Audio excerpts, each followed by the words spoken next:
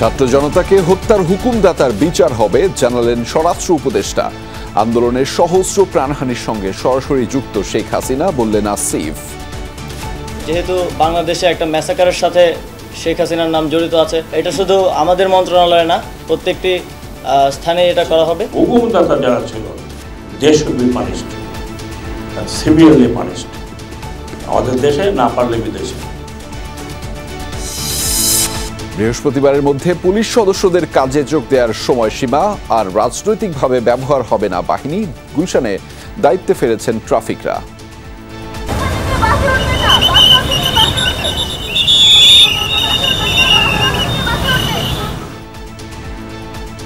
বাংলাদেশের প্রধান বিচারপতি নিযুক্ত হইয়া সশ্রদ্ধ চিত্তে শপথ করিতেছি যে বঙ্গভবনে প্রধান বিচারপতি সৈয়দ রেফাত আহমেদের শপথ। এতদিন বিচার মেলেনি, এখন থেকে সুবিচারের আশা সমন্বয়কদের। আমরা বিশ্বাস করি যার গ্রহণযোগ্যতা এই মুহূর্তে পুরো বাংলাদেশে সবচেয়ে বেশি, এবং শুধু বাংলাদেশ নয়, পৃথিবীব্যাপী যার একটি সুনাম রয়েছে। সনাতন ধর্মাবলম্বীদের উপর হামলা, নির্যাতন, অগ্নিসংযোগের অভিযোগে ঢাকাসহ কয়েক জেলায় সমাবেশ, বিক্ষোভ। সংখ্যালঘু সুরক্ষা আইন করার দাবি। ক্ষমতা চুক্তির জন্য যুক্তরাষ্ট্রকে দায়ী করেছেন শেখ হাসিনা। খবর ভারতীয় গণমাধ্যমের। শিগগিরই দেশে ফিরবেন, সমর্থকদের হতাশ না হওয়ার আহ্বান। সেন্ট মার্টিন বা বঙ্গোপসাগর যুক্তরাষ্ট্রকে দেয়ার অঙ্গীকার করেননি উপদেষ্টা বা সমন্বয়করা। এখন চলছে ফায়ার ফাইটিং জব, মন্তব্য তৌহিদ হোসেনের। 9 বছর পর দেশে ফিরলেন ভারতে বন্দী থাকা বিএনপি নেতা সালাউদ্দিন। বললেন, গণতান্ত্রিক কাঠামো সংস্কার করে অর্থবহ করতে হবে বিজয়। ইসলামী ব্যাংকের প্রধান কার্যালয়ে সন্ত্রাসীদের গুলি, 5 ব্যাংকার আহত। জড়িতদের বিরুদ্ধে কঠোর ব্যবস্থার হুঁশিয়ারি অর্থ উপদেষ্টার।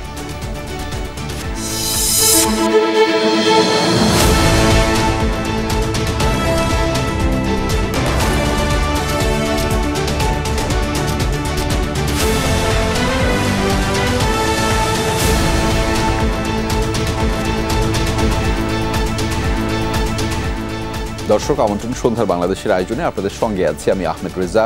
এতক্ষণ শিরোনাম দেখছিলেন, এবার জানাচ্ছি বিস্তারিত। ক্লিক সিলিং ফ্যান, বিভিন্ন মডেলের কত ডিজাইন। ওয়াও, ক্লিক ফ্যান, প্রশান্তির হাওয়া ছড়িয়ে যাবে সবখানে। ছাত্র জনতাকে হত্যার হুকুমদাতার বিচার হবে বলে জানিয়েছেন স্বরাষ্ট্র উপদেষ্টা অবসরপ্রাপ্ত brigadier general doctor M Sakhawat Hossain. বলেছেন, রাজনৈতিক দলের নামে কেউ চাঁদাবাজি বা দখল করলে তাদের পা ভেঙে দেওয়ার নির্দেশ দেওয়া হয়েছে। সংখ্যালঘুদের উপর হামলার ঘটনায় ক্ষমাও চেয়েছেন তিনি। অন্যদিকে স্থানীয় সরকার উপদেষ্টা সিটি কর্পোরেশন সহ সব জনপ্রতিনিধিদের কাজে যোগ দেওয়ার আহ্বান জানিয়েছেন। সচিবালয়ে প্রথম আনুষ্ঠানিক কর্মদিবসে সব উপদেষ্টাই মন্ত্রণালয়ের কার্যক্রমের স্বচ্ছতা ও জবাবদিহিতা নিশ্চিতের আশ্বাস দিয়েছেন। সংকটময় সময়ে শপথ নেয়ার পর মন্ত্রণালয়ে প্রথম অফিস স্বরাষ্ট্র উপদেষ্টার। তাকে বরণ করে নেন কর্মকর্তা কর্মচারীরা। দেয়া হয় গার্ড অব অনার। এরপর মন্ত্রণালয়ের কর্মকর্তাদের সাথে বৈঠক করেন। এর আগে তিনি বলেন, রাজনৈতিক দল নিয়ে আইন করা হচ্ছে, কোনো দল স্বৈরাচারী কায়দায় চলতে পারবে না। এখন যারা রাজনৈতিক দলের নামে চাঁদাবাজি ও লুটপাট করছে তাদের বিরুদ্ধে ব্যবস্থা নেওয়ার জন্য সেনাবাহিনীকে নির্দেশনা দেওয়া হয়েছে। আরেকটি মেসেজ আমি দিচ্ছি সব পলিটিক্যাল পার্টির জন্য। তাদের জায়গায় যদি আপনি মনে করেন যে আমি আসলাম দখল করব, বাজার দখল করব, ঘাট দখল করব, এটা দখল করব, চাঁদাবাজি করব, কিছুদিন করেন। কিন্তু আমি সেনা প্রধানকে বলেছি, রিকোয়েস্ট করেছি, পা ভেঙে দিতে আপনাদের। I don't care, you go to hell. এ সময় তিনি সংখ্যালঘুদের উপর হামলার ঘটনায় দুঃখ প্রকাশ করে ক্ষমাও চেয়েছেন। বাট অনেক জায়গায় শুনেছি যে সোসাইটি প্রোটেক্ট করেছে। আমি ক্ষমা চাচ্ছি যে পুলিশ, র্যাব, অন্যান্য বাহিনীগুলো যাদের আমি এমপ্লয় করতে পারতাম তাদের অবস্থা এখনও ভালো না, তো ফিরে আসবে। স্বরাষ্ট্র উপদেষ্টা বলেন, দেশে বিদেশে যেখানেই থাক ছাত্র জনতা হত্যার নির্দেশদাতাদের বিচারের আওতায় আনা হবে। হুকুমদাতা যারা ছিল they should be punished, severely punished. আমাদের দেশে না পারলে বিদেশে। আপনি হুকুম দিয়ে ছেলে পেলে মারবেন, জনগণকে মারবেন, আর জনগণ এটা করবে। আবার আসেন দেখেন জনগণ কি করে, ছিঁড়ে ফেলবে এবার। স্থানীয় সরকার উপদেষ্টা দায়িত্বের প্রথম দিনেই সিটি পৌরসভা সহ জনপ্রতিনিধিদের কাজে যোগ দিয়ে সেবা নিশ্চিতের আহ্বান জানিয়েছেন। তাদেরকে তো আর চলে যেতে বলা হয়নি, তো সুতরাং ফিরে আসতে আবার ডাকারও কোনো লিঙ্ক হিসাবে আসছে না আর কি। অবস্থা মানে চলমান হলে আবার যার যার দায়িত্ব তারা পালন করবে। অন্য উপদেষ্টারাও বলেন দায়িত্ব চ্যালেঞ্জের, কাজ করবেন দুর্নীতি রোধে। ভাবলে সবকিছু কঠিন, ভাবলে সবকিছু সহজ, এর চেয়ে বেশি কিছু বলা বোঝা যাবে না। প্রত্যাশা হচ্ছে যত তাড়াতাড়ি কাজটা শুরু করা যায়, সামগ্রিক প্রেক্ষাপটটা একটু স্থির হয়ে আসলে কাজটা শুরু করে দেব। নারীদেরও এই সেক্টরে প্রচুর কাজ আছে এবং কাজে এটা মনে করার কোনো কারণ নাই যে এখানে শুধু আমরা মাছ বা গরু ছাগল নিয়ে মুরগি নিয়ে কাজ করছে, আমরা আসলে মানুষকে নিয়ে কাজ করছি। দুই উপদেষ্টা অন্তর্বর্তী সরকারের মেয়াদ নিয়েও কথা বলেন। এটা তো একটা বিশেষ পরিস্থিতিতে হলো না, এটা তো রুটিন কেয়ারটেকার গভর্নমেন্ট না যে 5 বছর টার্ম শেষ হলো আবার ইলেকশন করার জন্য, যেটা ছিল আমাদের বহাল ছিল। তো এটা তো একটা পরিস্থিতির মাধ্যমে এটা হয়েছে। একটি রিফরমেশনের দাবিতে যে গণঅভ্যুত্থান হয়েছে তার ভিত্তিতেই আমাদেরকে দায়িত্ব দিয়েছে, আমরা সেই দায়িত্ব পালন করব। আমরা যতদিন দরকার ততদিনই থাকবো এই দায়িত্ব পালন করার জন্য। উপদেষ্টারা বলেন সারা দেশের আইন শৃঙ্খলা নিয়ন্ত্রণে আনাই এখন তাদের অন্যতম প্রধান কাজ। আলমগীর স্বপন, যমুনা নিউজ, ঢাকা। আন্দোলনে সহস্র ছাত্র জনতার মৃত্যু হয়েছে, এসবের সঙ্গে সরাসরি জড়িত শেখ হাসিনা, বলেছেন যুব ও ক্রীড়া উপদেষ্টা আসিফ মাহমুদ। তাই শেখ হাসিনা যুব উন্নয়ন কেন্দ্র সহ সকল স্থাপনা থেকে তার নাম বাদ দেওয়ার নির্দেশ দিয়েছেন তিনি।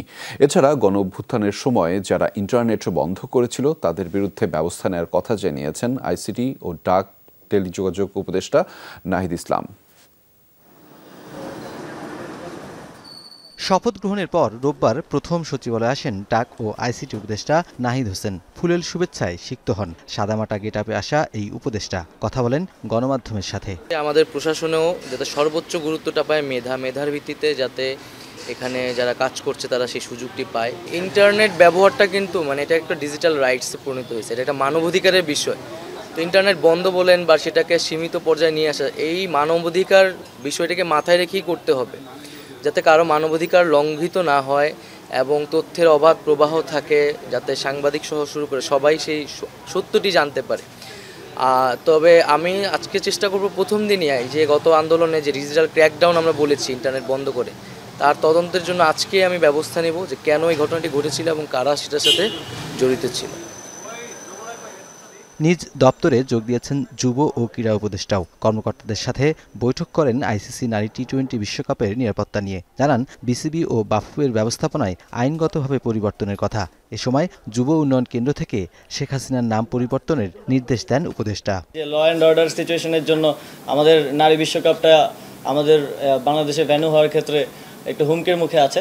যুব ক্রীড়া মন্ত্রণালয়ের অধীনে শেখ হাসিনার জাতীয় যুব উন্নয়ন ইনস্টিটিউট আছে, আমরা এটার নাম পরিবর্তন করতে চাই, যেহেতু বাংলাদেশে একটা ম্যাসাকারের সাথে শেখ হাসিনার নাম জড়িত আছে। এটা শুধু আমাদের মন্ত্রণালয়ে না, প্রত্যেকটি স্থানে এটা করা হবে। কিন্তু বিসিবি যেহেতু একটা অটোনমাস ফেডারেশন আইসিসির অধীনে, তো এই বিষয়ে আমরা সিদ্ধান্ত নিতে পারবো না। আমরা সাজেস্ট করেছি যারা বিসিবির ডাইরেক্টরস আছেন, লিগ্যাল ফ্রেমওয়ার্কের মধ্য থেকে অন্তর্বর্তীকালীন সময়ের জন্য কাউকে নিয়োগ করা যায় কিনা। এছাড়া সচিবালয়ে প্রায় বেশিরভাগ দপ্তরে পুরনোদের বদলি ও নতুনদের পদায়ন নিয়ে নানা কর্মতৎপরতা দেখা গেছে। নুরনবী সরকার, যমুনা নিউজ, ঢাকা। গরম গরম ভাত সকাল কিংবা রাত, এটা Jamuna. Jamuna rice cooker, simplify cooking.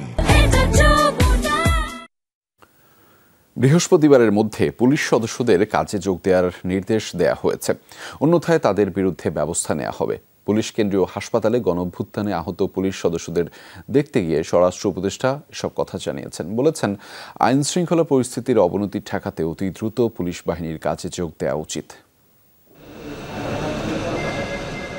বৈষম্য বিরোধী ছাত্র আন্দোলন সহিংসতায় এখন পর্যন্ত নিহত হয়েছেন 42 পুলিশ, আহত হাজারেরও বেশি। শুধু পুলিশ কেন্দ্রীয় হাসপাতালেই চিকিৎসা নিয়েছেন 5 শতাধিক। আহতদের দেখতে দুপুরে কেন্দ্রীয় হাসপাতালে যান স্বরাষ্ট্র উপদেষ্টা, খোঁজ নেন তাদের চিকিৎসার। পুলিশের দাবি দাওয়া পূরণের আশ্বাস দেন অন্তর্বর্তী সরকারের এই উপদেষ্টা। আগামী বৃহস্পতিবারের মধ্যে পুলিশ সদস্যদের কাজে যোগ দেওয়ার নির্দেশ দেন তিনি। বৃহস্পতিবার পর্যন্ত যদি আপনারা কেউ ফোর্সে জয়েন না করেন তাহলে আমি আইজিপি সাহেবের সাথে আলাপ করেছি, র্যাবের ডিজির সাথে আলাপ করেছি, মেট্রোপলিটন পুলিশ কমিশনারের সাথে আলাপ করেছি। আপনারা যদি বৃহস্পতিবার না আসেন আমরা ধরে নেব আপনারা চাকরিতে ইচ্ছুক নন। রাজধানী সহ সারা দেশে ডাকাতির ঘটনা ঘটছে, পরিস্থিতি নিয়ন্ত্রণে সেনাবাহিনী কাজ করছে, কিন্তু পুলিশের কাজ অন্য বাহিনীকে দিয়ে করা যায় না বলেও মন্তব্য করেন তিনি। জনগণের কাছে আমার অনুরোধ, আপনারা দয়া করে নিজেদের এলাকাতে শান্তি ফিরিয়ে আনেন এবং এই দুষ্কৃতিকারী আপনাদের ধরতে অনেক জায়গায় আমি শুনেছি যে ধরে ফেলেছে তারা, অনেক জায়গায়। আপনারা করেন ভাই, আমাদেরকে হেল্প করেন, আমাদেরকে যত তাড়াতাড়ি আপনারা সাহায্য করবেন তত তাড়াতাড়ি আমরা দেশের পরিস্থিতিকে আনতে পারবো। এদিকে ডিএমপির 50 থানার মধ্যে 45টি থানার কাজ শুরুর কথা বলা হলেও বাস্তবতা ভিন্ন। পুলিশ কম থাকায় থানায় সেনাবাহিনী ও আনসার সদস্যরা সহযোগিতা করছেন।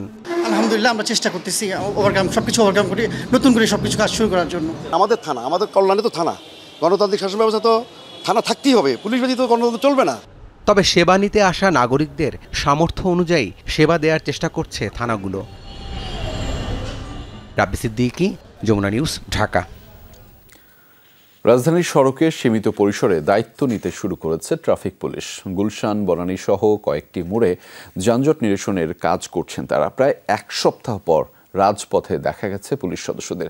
দু একদিনের মধ্যে পরিস্থিতি আরও উন্নতি হবে বলে জানিয়েছেন তারা। বলেন, শিক্ষার্থীদের দক্ষতা না থাকলেও সড়কে শৃঙ্খলা রক্ষায় নিরলস পরিশ্রম করেছেন তারা। রাজধানীর বেশিরভাগ স্থানে এখনও দায়িত্ব পালন করছে আনসার ও শিক্ষার্থীরা। সড়কে সিগন্যাল নিয়ন্ত্রণ সহ সব ধরনের কাজ করছিলেন তারা। যদিও দক্ষতা না থাকায় চেকিং নিয়ে কিছুটা বাড়াবাড়ির অভিযোগও ছিল কারো কারো। শিক্ষার্থী জনতার অভ্যুত্থানে গেল 5 আগস্ট আওয়ামী লীগ সরকারের পতন হলে সড়কে বিশৃঙ্খলা দেখা দেয়। বিভিন্ন স্থানে হামলার ভয়ে দায়িত্ব পালন থেকে বিরত থাকেন পুলিশ সদস্যরা। নতুন সরকার দায়িত্ব নিলে ধাপে ধাপে দায়িত্ব পালন শুরু করেছে তারা।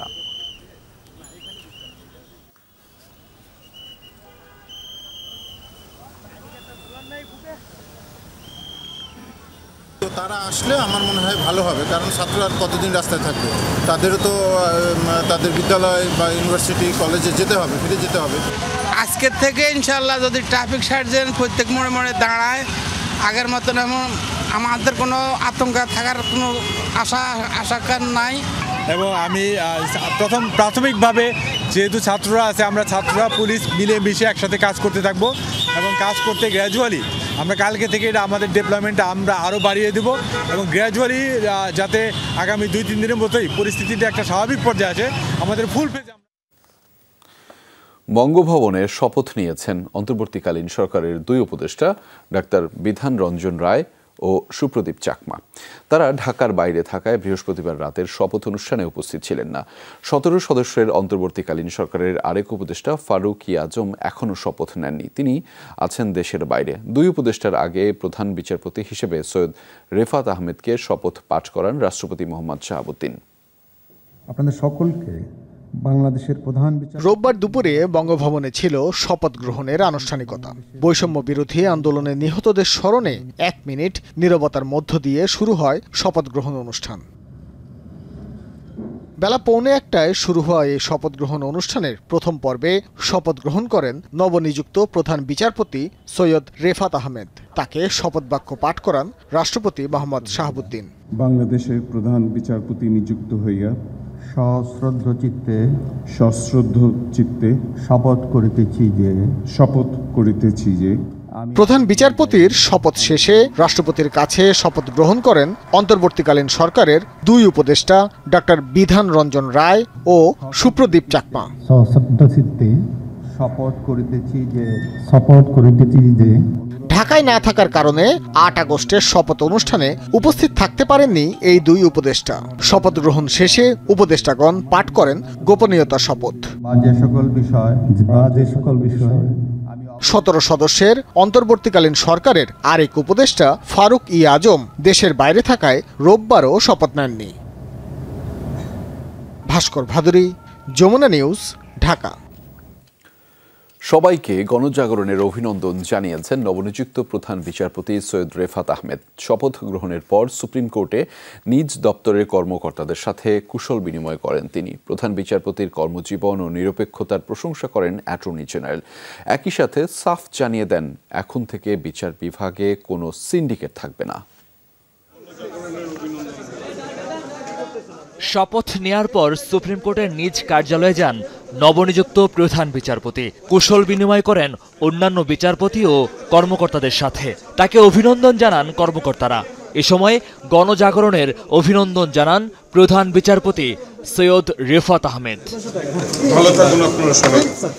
এদিন নিজ কার্যালয়ে সাংবাদিকদের সাথে কথা বলেন নবনিযুক্ত অ্যাটর্নি জেনারেল মোহাম্মদ আসাদুজ্জামান। জানান, একজন যথার্থ ও যোগ্য ব্যক্তি প্রধান বিচারপতি হয়েছেন। নতুন সরকারের পদক্ষেপের ফলে আদালতের কার্যক্রম দ্রুতই শুরু হবে। ইতিমধ্যেই কিছুটা সংকট কেটেছে মনে হয়, এবং সরকার দ্রুত পদক্ষেপ নিয়েছেন। প্রধান বিচারপতি সম্পর্কে আমার মূল্যায়ন হলো, উনি অক্সফোর্ড গ্রাজুয়েট। উনি ঢাকা বিশ্ববিদ্যালয়ের আইন বিভাগ থেকে ওনার ব্যাচের ফার্স্ট ক্লাস ফার্স্ট ছিলেন। ওনার লেখা পড়া, শিক্ষা দীক্ষা, ওনার চালনে বলনে আপনি কখনোই, দীর্ঘদিন ছিলেন এখানে, কোনো কমেন্ট আপনারা কোট করতে সুযোগ পাননি। বলেন, এবার হাইকোর্ট বিভাগকে ঢেলে সাজানো প্রয়োজন। যারা সাংবিধানিক দায়িত্ব যথাযথভাবে পালন করতে পারবেন তাদের দিয়েই বিচার বিভাগ সংস্কার করা হবে। সংস্কার হতে হবে সে সমস্ত মানুষকে দিয়ে যারা তার চেয়ারের মর্যাদা রাখবেন, সাংবিধানিক দায়িত্বের মর্যাদা রাখবেন। সরকার অখুশি হবে এখন এমন কোনো পরিস্থিতি নেই। একই সাথে আইন আদালত অঙ্গনে সাংবাদিকতায়ও কোনো বাধা নেই বলে জানান অ্যাটর্নি। যদি কেউ সিন্ডিকেট করে থাকে আপনারা জানলে আমাদেরকে জানিয়েন, আমি ওনার নোটিশে আনবো যে আপনার নামে এই সিন্ডিকেট তৈরি হচ্ছে। আসিফ নজরুল সাহেব কোনো সিন্ডিকেটের দ্বারা পরিচালিত হবেন, এটা ওনার সবচেয়ে বড় শত্রু যদি কেউ থাকে উনিও বলবেন না।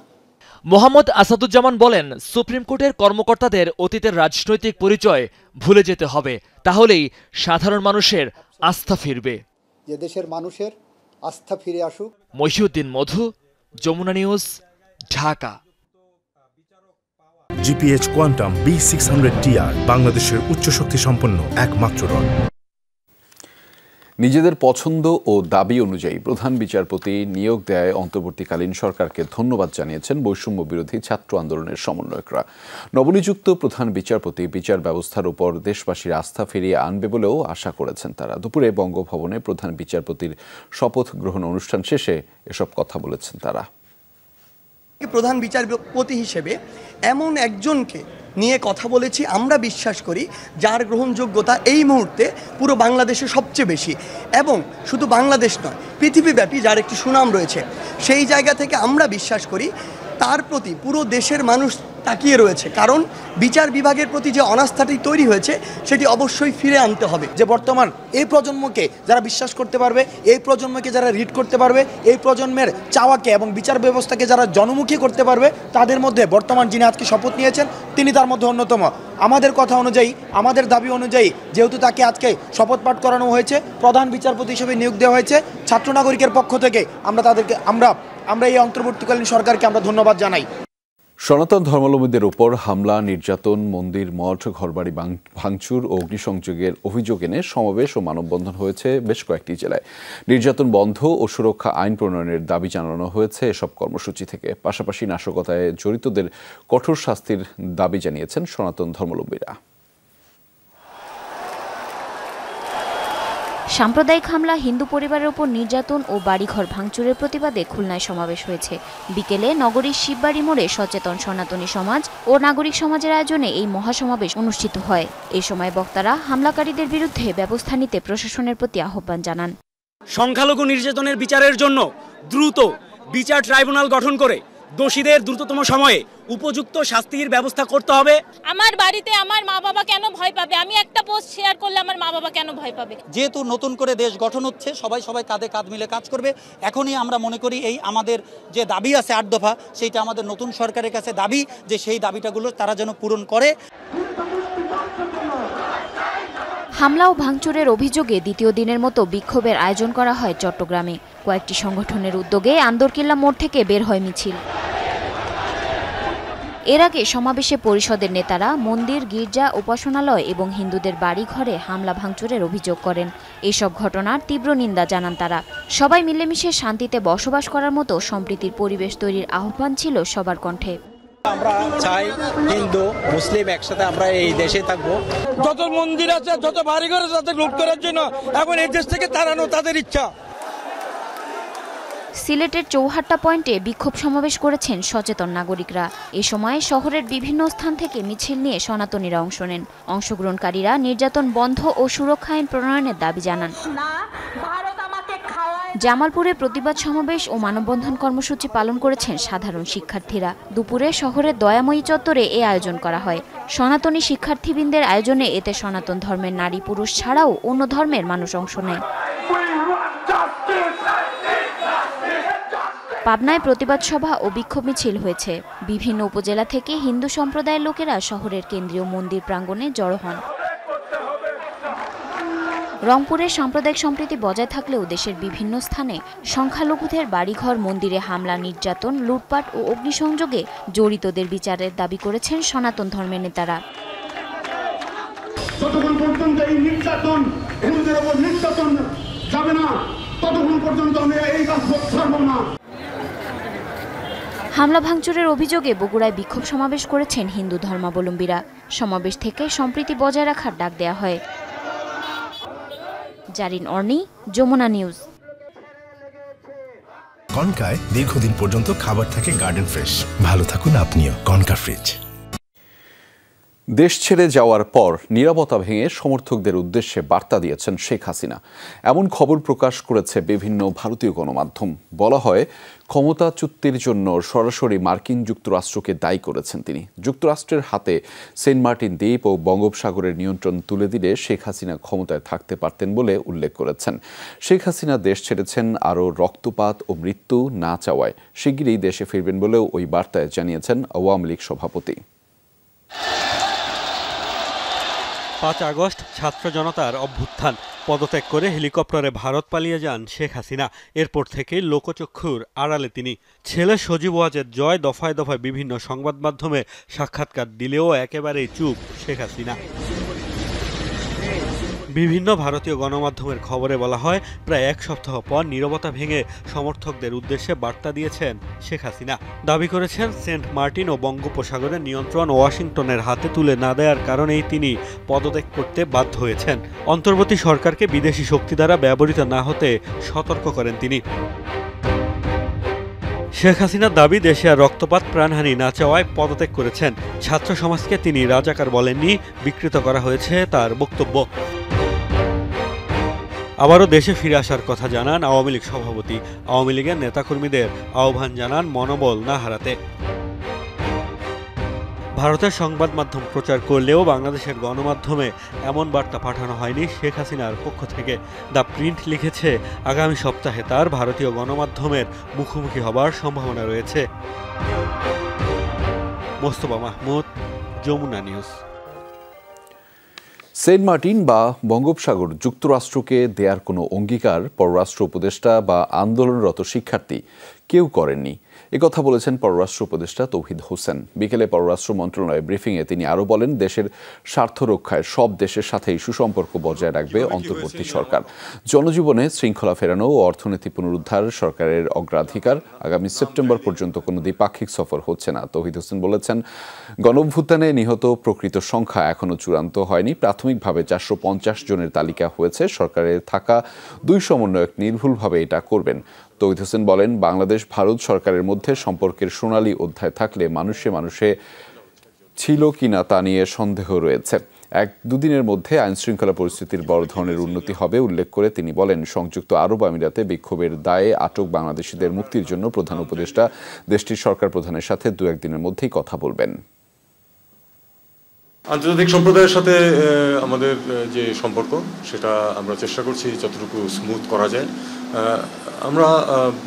আমাকে যতটুকু জানানো হয়েছে যে আমরা সমর্থন কিন্তু অনেকের কাছ থেকেই মানে পজিটিভ ইন্ডিকেশন পাচ্ছি এই সরকারের সাথে কাজ করার জন্য। বিদেশিদের যেসব কনসার্ন বিভিন্ন সময় ব্যক্ত হয়েছে, বস্তুত সেগুলি কিন্তু আমাদেরই কনসার্ন। জিপিএইচ কোয়ান্টাম B600TR বাংলাদেশের উচ্চ শক্তি সম্পন্ন একমাত্র রড। অবশেষে দেশে ফিরলেন বিএনপির স্থায়ী কমিটির সদস্য সালাউদ্দিন আহমেদ। তার আগমন ঘিরে নেতাকর্মীদের ভিড় ছিল বিমানবন্দরে। পরে দলের প্রতিষ্ঠাতা জিয়াউর রহমানের সমাধিতে শ্রদ্ধা জানানো শেষে সাংবাদিকদের সাথে কথা বলেন তিনি। বলেন, অভ্যুত্থানের মধ্য দিয়ে অর্জিত এই বিজয়কে অর্থবহ করে তুলতে হবে। একক শাসন ও কর্তৃত্ববাদের রাজনীতি যেন দেশে আর ঠাঁই না পায়, সেই সংস্কারের আহ্বান জানিয়েছেন সালাউদ্দিন। 9 বছর পর অবশেষে ফিরলেন বিএনপি নেতা সালাউদ্দিন আহমেদ। বিমানবন্দর থেকেই সরাসরি এলেন দলের প্রতিষ্ঠাতা জিয়াউর রহমানের সমাধিতে শ্রদ্ধা জানাতে। নিজেই করলেন দোয়া ও মোনাজাত। এরপর কথা বলেন সাংবাদিকদের সঙ্গে। যদি আমরা আইনের শাসনে কায়েম করতে পারি, আইনের শাসনের রাষ্ট্র বানাতে পারি, সর্বস্তরের সমস্ত সাংবিধানিক প্রতিষ্ঠানগুলো, গণতান্ত্রিক প্রতিষ্ঠানগুলোকে যদি আমরা স্বাধীনভাবে নিরপেক্ষভাবে যদি কাজ করতে দিতে পারি, তাহলে 18 কোটি মানুষের ঘরে ঘরেই সেটার সুফল যাবে। বিএনপির এই শীর্ষ নেতা বলেন, গণতান্ত্রিক কাঠামোর সংস্কার করে প্রকৃত গণতন্ত্র উপহার দিতে হবে জাতিকে। এজন্য মোকাবেলা করতে হবে বহিঃশক্তি ও অভ্যন্তরীণ ষড়যন্ত্র। আমরা বহিঃশত্রুর আক্রমণ থেকে এই দেশকে রক্ষা করব ইনশাআল্লাহ। আভ্যন্তরীণ ষড়যন্ত্রকারীদের কাছ থেকে যাতে এই রাষ্ট্র হেফাজত থাকে, সেজন্য আমাদের সতর্ক থাকতে হবে। কোনো একক রাজত্বের জন্য, একক শাসনের জন্য, কর্তৃত্ববাদের জন্য যারা বাংলাদেশের রাজনীতি করবে, তাদের কোনো জায়গায় এই দেশে হবে না। এর আগে দুপুর 2:30টায় বিএনপির এই নেতা দিল্লি থেকে এয়ার ইন্ডিয়ার একটি ফ্লাইটে দেশে পৌঁছান। নিজ এলাকা কক্সবাজার সহ দলের বিভিন্ন স্তরের নেতাকর্মীরা বিমানবন্দরে অভিবাদন জানান সালাউদ্দিন আহমেদকে। অনেক দিন অনেক কান্দাকাটি করছি, বাপ ডাকছি, সারে নাই বাদে অজ্ঞান হয়ে গেছি, নাকে মুখে রক্ত হয়েছে। বাদে আমার হাতিঝিল নিয়ে গেছে, হাতিঝিল নিয়ে বস্তা বইরা খাইতে ফালাই দিব, ভয় দেখায় স্যার কোথায় আছে। আমি যখন গুম হই 14 আন্দোলনের পরে, তখন সালাউদ্দিন ভাই তার 1 মাস পরে ওনাকে নিয়ে যায়। আমি তো জানতাম না যে কাকে নিয়ে আসছে, তবে ওনাদের ব্যস্ততা দেখে আমাদের যারা টেক কেয়ার করতো, তখন আমি বুঝতে পেরেছিলাম সিনিয়র কাউকে নিয়ে আসছে। উনি দীর্ঘ 9 বছর পর ওনার প্রিয় জন্মভূমি স্বাধীন মুক্ত বাংলাদেশে ফিরে আসছেন। আমরা সবাই অত্যন্ত আনন্দে উদ্ভাসিত। 2015 সালে টানা অবরোধ কর্মসূচির মধ্যে রাজধানীর উত্তরা থেকে বিএনপির তৎকালীন মুখপাত্র ও যুগ্ম মহাসচিব সালাউদ্দিন আহমেদ নিখোঁজ হন। 62 দিন পর 11ই মে ভারতের মেঘালয়ের শিলংয়ে স্থানীয় পুলিশ তাকে উদ্ধার করে। এরপর অবৈধ অনুপ্রবেশের মামলায় খালাস পেলেও দেশে প্রত্যাবর্তনের নানান জটিলতায় দেশে ফিরতে পারেনি বিএনপির এই নেতা। সাইফুদ্দিন রবিন, যমুনা নিউজ, ঢাকা। ইসলামী ব্যাংকের প্রধান কার্যালয়ের সামনে এলোপাতাড়ি গুলি বর্ষণের ঘটনা ঘটেছে। গুলিবিদ্ধ হয়েছে কমপক্ষে 5 জন, আহত হয়েছেন আরও কয়েকজন। অভিযোগ উঠেছে ব্যাংক নিয়ন্ত্রণে নেয়াকে কেন্দ্র করে এই গুলির ঘটনা ঘটেছে। এর প্রতিবাদে মতিঝিলে বিক্ষোভ করেছেন ব্যাংকটির কর্মকর্তা কর্মচারীরা।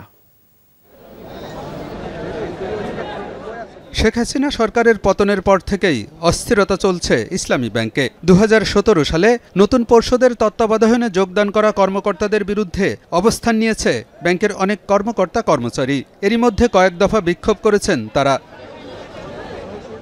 এরই ধারাবাহিকতায় রোববার সকালে প্রধান কার্যালয়ের সামনে অবস্থান নেন ব্যাংকের কর্মকর্তা কর্মচারীরা। এ সময় অপরপক্ষ প্রধান কার্যালয়ে প্রবেশের চেষ্টা করে, বাধা দিলেই বাধে সংঘর্ষ। এলোপাতাড়ি গুলি চালায় অস্ত্রধারীরা। এতে আহত হয়েছে অন্তত 5 জন। এসালামের ভাড়াটিয়া গুন্ডারা তাদের নেতৃত্বে একটা মিছিল সহ আমাদের ভাইদের উপর গুলি চালায়। মিছিলের সামনে থেকে আমাদের 6 ভাইকে গুলিবিদ্ধ করে এবং তারা মারাত্মকভাবে আহত হয়ে এখন হাসপাতালে আছে। 5 থেকে 6 জন, একজন পিঠে গুলি লাগছে আর বাকি 3-4 জনের হাঁটুতে গুলি লাগছে। এই ব্যাংকটাকে দখল করছে এবং হাজার হাজার কোটি টাকা তারা পাচার করছে। এদেরকে এখান থেকে যেতে হবে, পদত্যাগ করতে হবে। এটা বোর্ড সহ সিনিয়র ম্যানেজমেন্ট যারাই এটার সাথে জড়িত তাদেরকে এখান থেকে বিদায় নিতে হবে। এ ঘটনার পর মতিঝিল দিলকুশায় বিক্ষোভ সমাবেশ ও মিছিল করেন ইসলামী ব্যাংকের কর্মকর্তা কর্মচারীরা।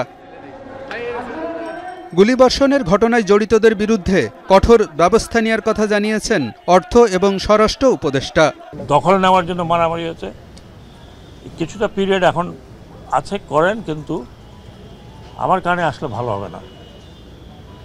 ভাই আমি পাবলিকও না, আমি পলিটিশিয়ানও না, আমার ব্যাকগ্রাউন্ড হচ্ছে ফৌজি মানুষ, যা বলবো তাই করব। কোনো কেউই আইনের বাইরে থাকবে না, যে কেউ যদি করে থাকে ইমিডিয়েটলি তাদের আইনের আইনত অ্যাকশন নিতে হবে, যেই হোক। অর্থ পাচারে সহযোগিতার অভিযোগ এনে ব্যবস্থাপনা পরিচালকের পদত্যাগ দাবি করেছেন কর্মকর্তা কর্মচারীরা। আলমগীর হোসেন, যমুনা নিউজ, ঢাকা।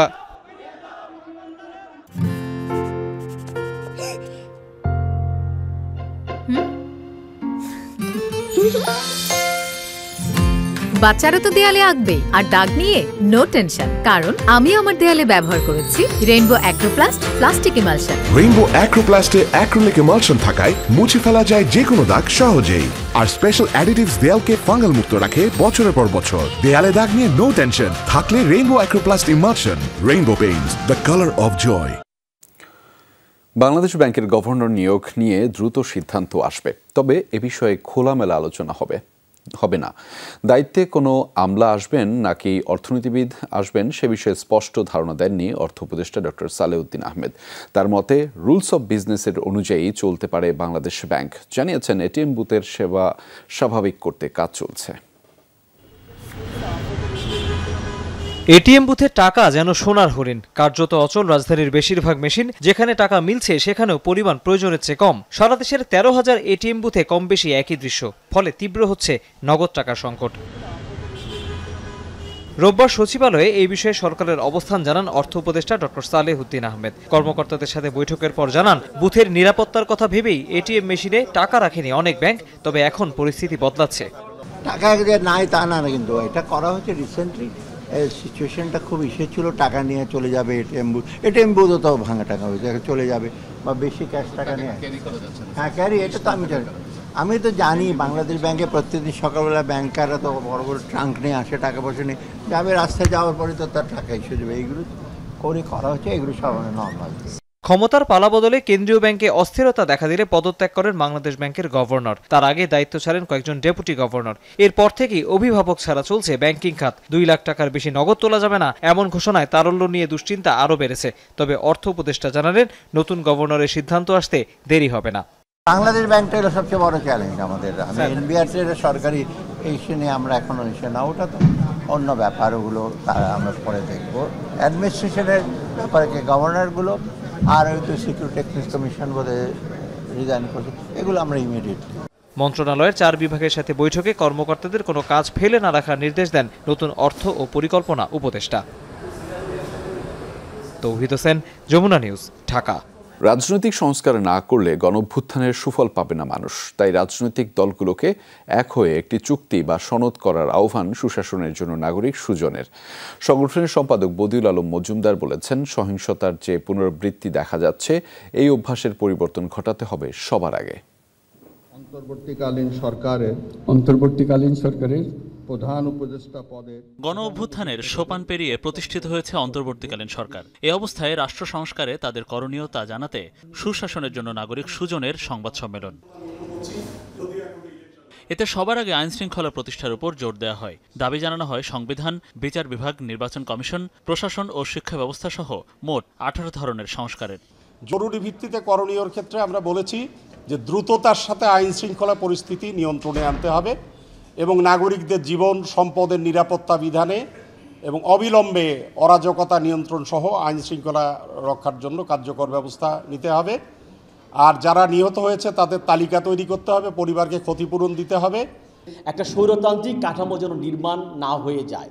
পুরো ওয়েস্টার্ন ডেমোক্রেসি টিকে আছে যে বিশ্ববিদ্যালয় পার্লামেন্টকে, পার্লামেন্ট জুডিশিয়ারিকে, জুডিশিয়ারি আবার হচ্ছে গবেষণা প্রতিষ্ঠানকে, নাগরিক সমাজ, মিডিয়া প্রত্যেকে চোখে চোখে রাখে।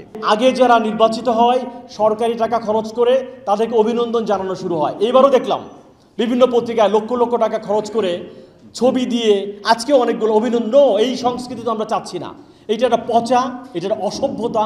সুজন সম্পাদক বদিউল আলম মজুমদার বলেন, সবচেয়ে গুরুত্বপূর্ণ রাজনৈতিক সংস্কার, তা না হলে গণঅভ্যুত্থানের কোনো সুফল মিলবে না। প্রতিহিংসার রাজনীতির সংস্কৃতি এবং একে অপরকে ওই যে ল্যাংমারার রাজনৈতিক সংস্কৃতি, এটা তো ছিল, এটা ভয়াবহ আকার ধারণ করেছিল। এখন আবার আমরা তারই প্রতিফলন দেখতে পাচ্ছি। এই যে সাম্প্রতিক যে সহিংসতা ঘটল এবং এই যে গতকালকে আমরা একটা সহিংস ঘটনা দেখলাম সেনাবাহিনীর উপর আক্রমণ, সুদূর প্রসারী সংস্কার করতে হবে। গুরুত্বপূর্ণ যে আমূল সংস্কারের উদ্যোগ নিতে হবে। রাজনৈতিক দলের সাথে আলাপ আলোচনা করে একটা রাজনৈতিক সমঝোতা, যে পলিটিক্যাল সেটেলমেন্ট করতে পারে, যে এইসব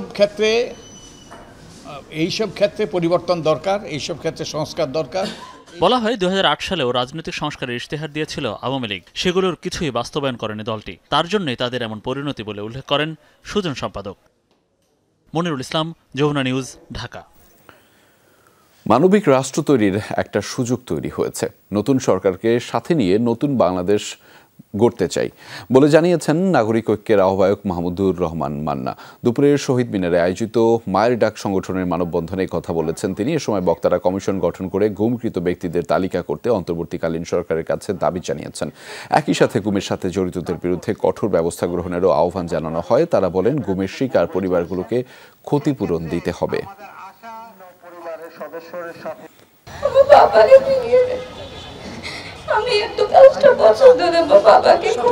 ব্যক্তি এবং পরিবার রয়েছে, তাদেরকে রাষ্ট্র কর্তৃক অবশ্যই ক্ষতিপূরণ প্রদান করতে হবে। তারা এখন কোথায় আছে, কেমন ভাবে আছে, এই 23টা গোপন কারাগারের বাইরে কোথায় আছে সেটাও আমাদের জানতে হবে। আজকের দাবিগুলো জোরপূর্বক গুমের শিকার সকল ব্যক্তিকে আয়না ঘরের মতো বন্দিশালা সমূহ থেকে নিঃশর্ত মুক্ত করা। দেশটা একটা গণতান্ত্রিক দেশ বানাতে চাই, একটা কল্যাণধর্মী দেশ বানাতে চাই, একটা মানবিক রাষ্ট্র বানাতে চাই, আর এই সব কিছু মিলে একটা নতুন বাংলাদেশ করতে চাই। পাকিস্তানের বিপক্ষে সিরিজের জন্য সাকিব আল হাসানকে রেখে 16 সদস্যের টেস্ট দল ঘোষণা করেছে Bangladesh cricket board.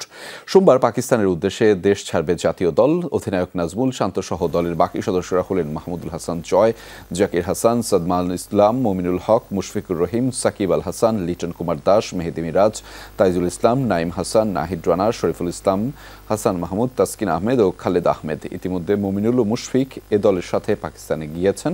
Shakib Canada থেকে সরাসরি আসবেন পাকিস্তানে। 21 আগস্ট রাওয়ালপিন্ডিতে শুরু হবে প্রথম টেস্ট।